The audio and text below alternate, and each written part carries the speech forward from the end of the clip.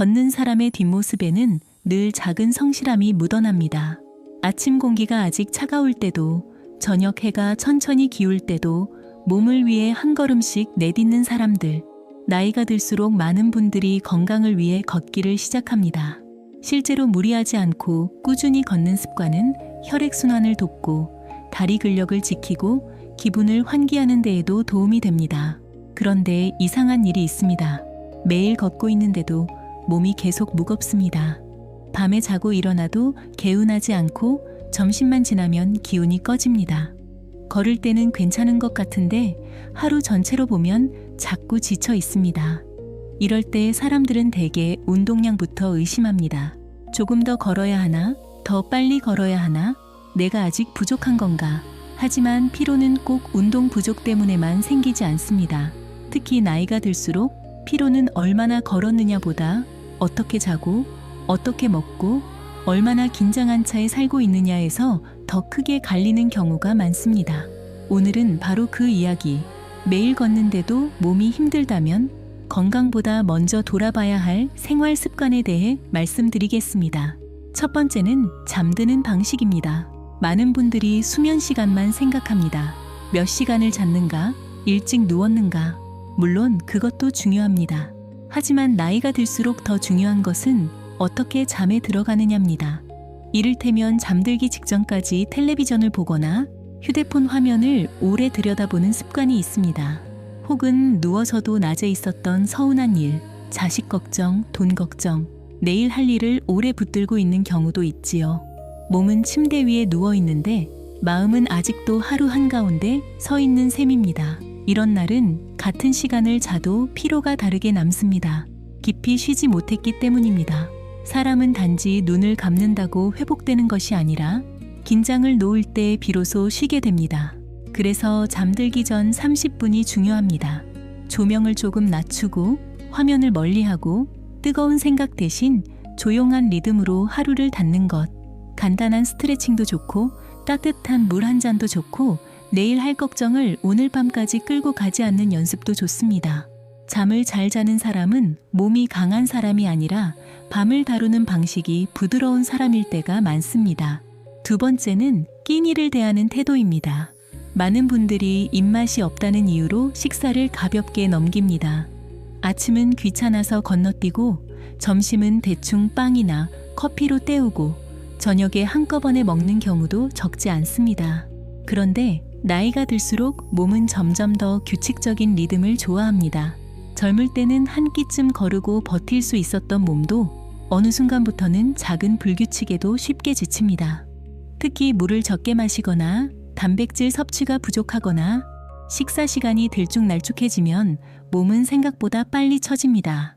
걷기를 하고 있는데도 유난히 회복이 더딘 분들이 있습니다. 그럴 때는 운동이 부족한 것이 아니라 몸이 회복할 재료를 충분히 받지 못하고 있을 가능성도 있습니다. 거창한 보양식이 필요한 것이 아닙니다. 따뜻한 국 한 그릇, 제 시간에 먹는 밥 한 끼, 너무 대충 넘기지 않는 식사. 몸은 생각보다 그런 평범한 반복에 오래 기대어 살아갑니다.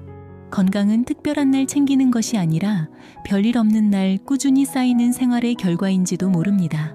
세 번째는 몸보다 먼저 지치는 마음의 습관입니다. 사실 가장 오래가는 피로는 육체의 피로보다 감정의 피로일 때가 많습니다. 하루 종일 크게 움직인 것도 아닌데 유난히 피곤한 날이 있습니다. 그럴 때를 가만히 들여다보면 몸이 아니라 마음이 많이 움직여 있었던 경우가 많습니다. 누군가의 말이 계속 마음에 남아있고 자식 일로 걱정이 길어지고 서운했던 일이 밤까지 따라오고 아직 오지 않은 일들을 미리 두려워하며 하루를 보내는 것. 이런 긴장은 눈에 잘 보이지 않지만 몸의 기운을 아주 조용히, 그러나 깊게 빼앗아 갑니다. 나이 들수록 중요한 것은 무엇을 더 열심히 하느냐보다 무엇을 오래 붙들고 있지 않느냐일지도 모릅니다. 걱정을 완전히 없앨 수는 없습니다. 하지만 걱정과 함께 사는 방식은 조금 바꿀 수 있습니다. 예를 들면 하루 중 잠깐이라도 마음을 비워두는 시간을 만드는 겁니다. 산책을 하더라도 생각 정리의 시간이 아니라 그냥 바람을 느끼는 시간으로 두는 것. 식사를 하면서는 뉴스 대신 밥맛에 집중하는 것.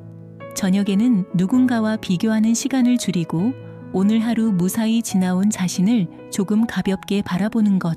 몸은 늘 정직합니다.